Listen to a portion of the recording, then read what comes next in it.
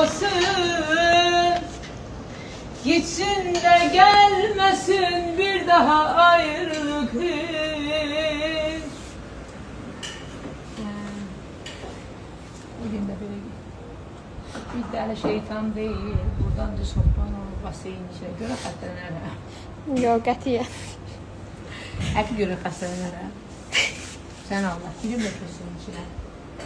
Əziz şəhərimizin qonaqları. İnşallah Mart ayının 18-i Azərbaycan Dövlət Filarmoniyasında Gəncə şəhərində məni gözləyin gələcəm. Gəlin bir qəşəng Gəncə paxlavası mənə pişirin gətirin. Hə, yadımdan çıxmışkən deyim, Novruz bayramında qarşıda paxlavanı ən gözəl pişirir Gəncəlilər. Əziz Gəncəlilər, bilirsiniz ki, Mart ayının 18-də Azərbaycan Fikrət Əmirov adına Gəncə Dövlət Filarmoniyasında olacağım. Qızım Aysunla bir yerdə ilk sola konsertimiz olacaq.